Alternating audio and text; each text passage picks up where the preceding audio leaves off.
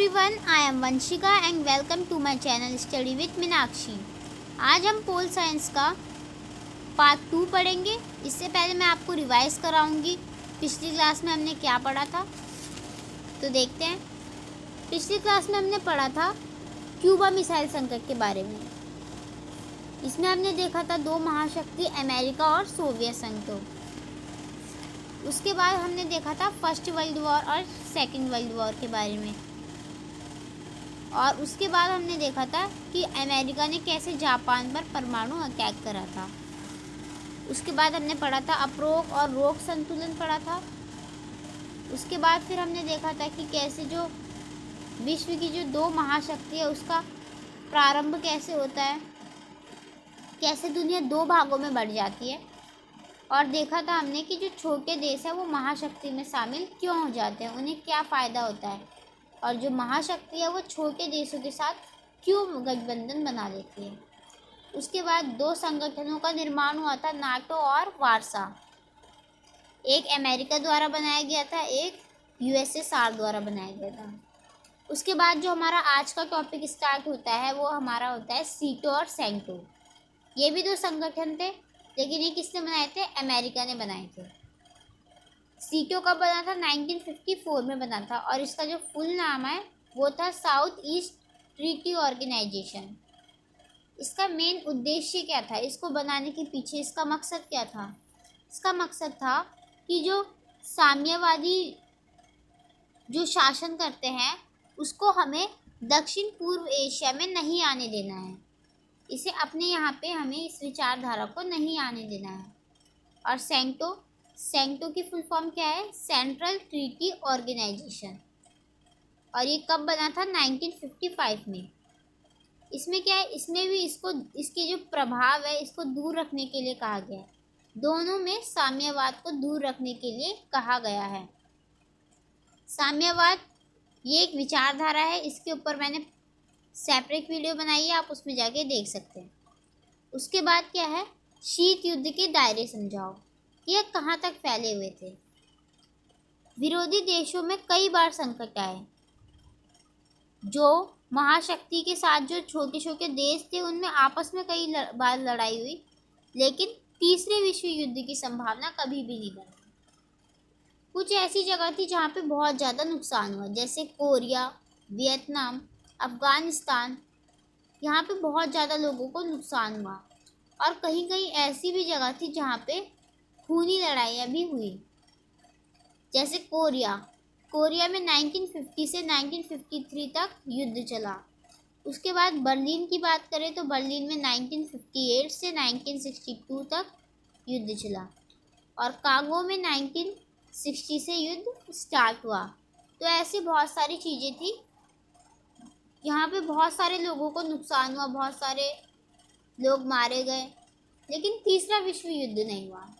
अब इतना सब कुछ हो रहा था तो इन लोगों ने सोचा कि अब हमें जो परमाणु बम है इसे या तो सीमित कर देना चाहिए या तो बंद कर देना चाहिए। तो क्या हुआ? 1960 में महाशक्तियों ने 3 संधियों पर हस्ताक्षर करे। एक था परमाणु परीक्षण प्रतिबंध संधि। इसमें क्या बोला था? इसमें बोला था कि ये जो बम है इसे अब बंद कर दिया जाएगा। प्रतिबंध मतलब बंद कर दिया जाएगा। अप्रसार, परमाणु अप्रसार का मतलब क्या है? कि अब ये दोबारा नहीं बनेंगे। और परमाणु प्रेक्षपात परिसीमन। उसके बाद क्या आता है हमारा? जब ये सब कुछ हो जाता है उसके बाद हमारा एक नया गुट निकल के आता है, जिसे हम क्या कहते हैं? गुट निरपेक्ष। मैंने आपको बताया था स्टार्टिंग में। इसमें क्या होता है? जब हमारा विश्व है जो दो भागों में बंट रहा था, तो ऐसे में गुट निरपेक्ष आंदोलन आया, जिसमें एशिया, अफ्रीका, लैटिन अमेरिका, ये जो देश थे ये अभी अभी आज़ाद हुए थे। तो इन लोगों को क्या है? एक नया ऑप्शन मिल गया था, और वो जो थर्ड ऑप्शन था वो था गुट निरपेक्ष। अब इसकी शुरुआत कैसे हुई? तो इसमें पहले 3 लोगों ने ये करने की सोची। तो यूगोस्लाविया से जोसेफ ब्रस टीटो थे, भारत से पंडित जवाहरलाल नेहरू, और मिस्र से गमाल अब्दुल नासिर। उसके बाद क्या हुआ, जब ये इनका सम्मेलन देखने आए तो बाद में दो देश और जुड़ गए। कौन कौन से थे? इंडोनेशिया और घाना। इंडोनेशिया से कौन आए थे? सुकर्णो। और घाना से आए थे वामे एनेक्रोमा। इसका जो पहला सम्मेलन था वो कहाँ हुआ था? 1961 में हुआ था, बेलग्रेड में, और इसमें 25 देश शामिल थे। उसके बाद 14वां जो सम्मेलन था वो कहाँ हुआ था? वो 2006 में हुआ था, हवाना में। हवाना कहाँ है? क्यूबा में। और इसमें 116 देश थे पूरे, और 15 ऐसे लोग थे जो इन पर नज़र रख रहे थे। उसके बाद जब इनका 15वां सम्मेलन हुआ मिस्र में। कब हुआ था? जुलाई 2009 में, शर्मल में। उसके बाद जब इनका 17वां सम्मेलन हुआ उसमें 120 मेंबर्स थे, सदस्य देश थे, जो कि हुआ था वेनेजुला में। और यहाँ पे 17 जो लोग थे वो एक्सपर्ट थे, पर्यवेक्षक, मतलब नज़र रख रहे थे।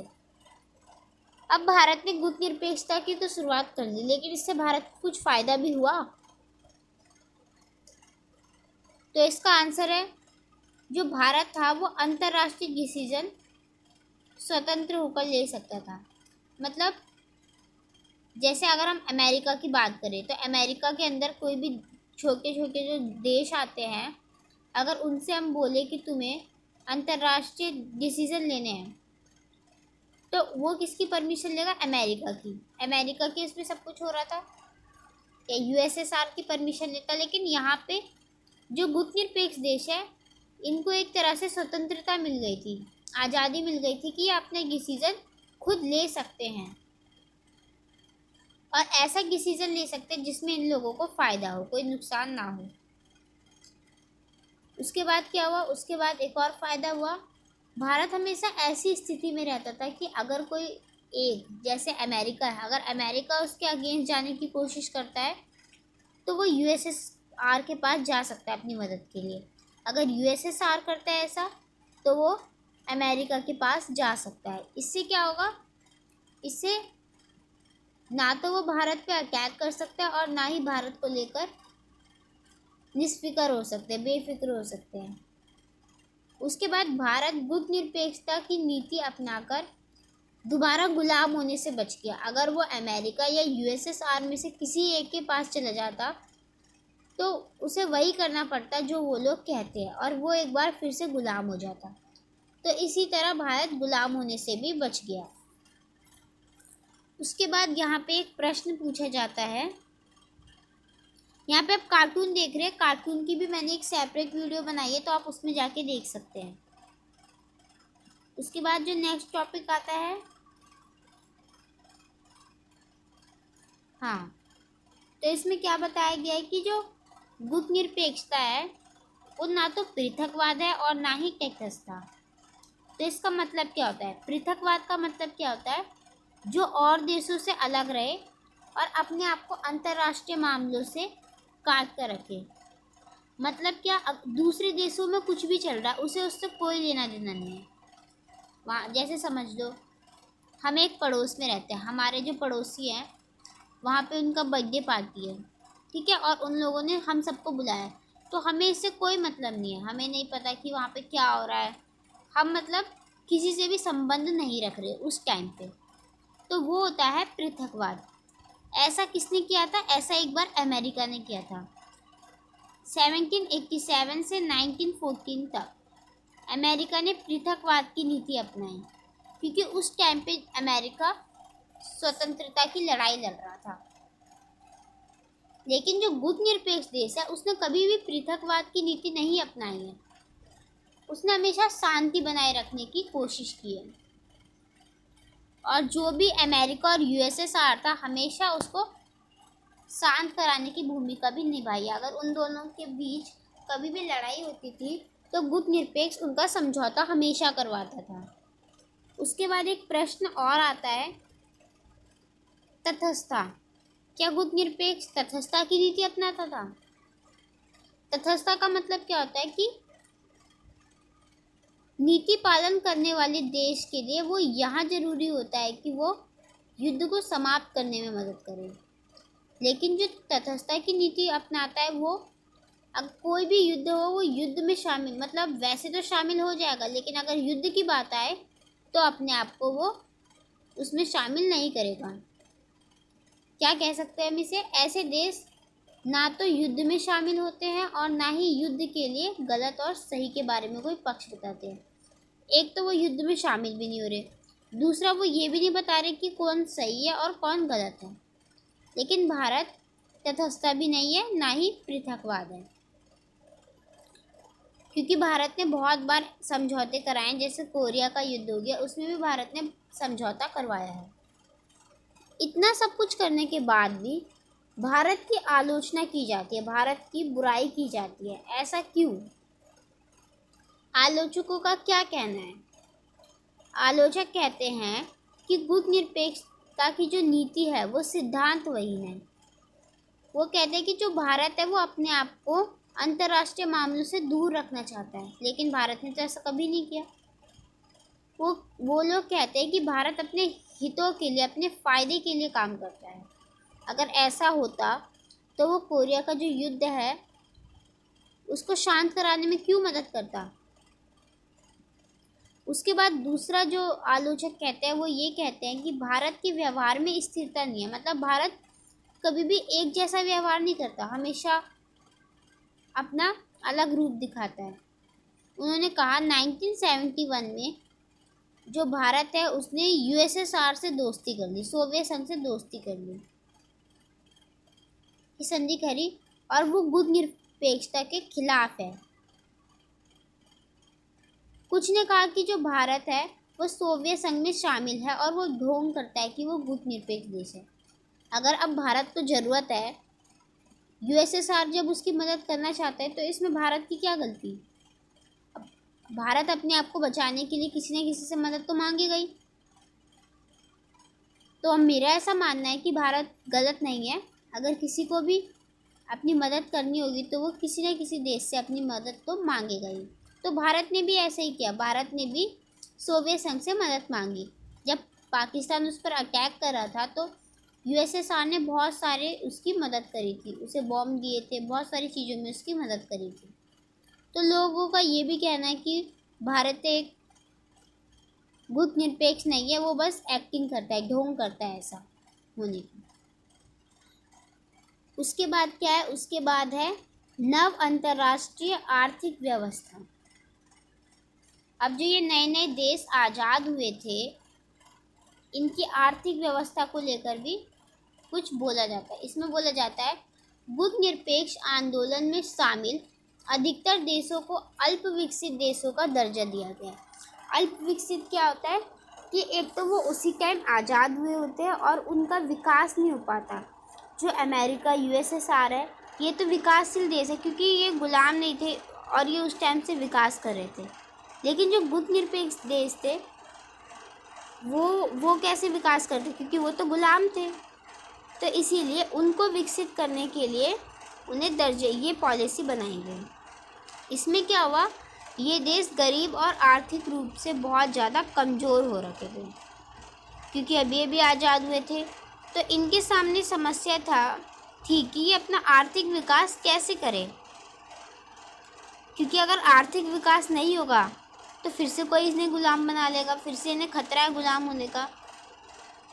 तो इसमें क्या किया गया, नव अंतर्राष्ट्रीय आर्थिक व्यवस्था का जन्म हुआ।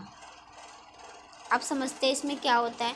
1972 की बात है, यूएनओ ने क्या किया, व्यापार और विकास से संबंधित एक सम्मेलन करवाया और उसमें एक रिपोर्ट डाली। उस रिपोर्ट का नाम क्या था, towards a new trend policy for development, मतलब एक नई पॉलिसी का निर्माण करना जिसमें उसका विकास हो। तो उसमें कैसे कैसे तरीके से विकास हो रहा था, उसमें बोला था कि जो अल्प विकसित देश है उन्हें अपने संसाधनों पर नियंत्रण करना होगा, क्योंकि जिन लोगों ने उन्हें अपना गुलाम बनाया था उन्होंने उनके संसाधन का भरपूर इस्तेमाल किया था। तो अब उन्हें नियंत्रण करके उस पर चलना पड़ेगा। उसके बाद इन देशों की पहुंच पश्चिम देशों के बाजार तक होगी। जब ये पश्चिमी देशों से व्यापार करेंगे तो इनका आर्थिक विकास भी तेज गति से बढ़ेगा। पश्चिम देशों से मंगाई जा रही प्रौद्योगिकी की लागत कम होगी। अगर ये वहाँ से कुछ भी सामान मंगाते हैं तो उन्हें कम रेट में दिया जाएगा, मतलब जो वहाँ का डॉलर है उन्हें यहाँ पे रुपीज़ में दिया जाएगा। अल्प विकसित देशों की अंतर्राष्ट्रीय आर्थिक संस्थाओं में भूमिका भी बढ़ाए। अब वो अलग अलग जगह अपनी जो अंतर्राष्ट्रीय मामले इन सब में अपनी भूमिका भी निभाने लगे। तो अगर आपको ये चैप्टर समझ में आया हो तो मेरी वीडियो को लाइक कीजिए, शेयर कीजिए और बेल आइकन पे क्लिक कीजिए। और अगर आपको इसमें कुछ डाउट है तो वीडियो को 2 से 3 बार देखिए और आपका डाउट क्लियर हो जाएगा। नेक्स्ट पार्ट में हम कौन सा पढ़ेंगे? चैप्टर 2 पढ़ेंगे, द एंड ऑफ बायोपोलैरिटी, कि जो ये 2 ध्रुवीय विश्व है इसका अंत कैसे होता है। ठीक है, धन्यवाद।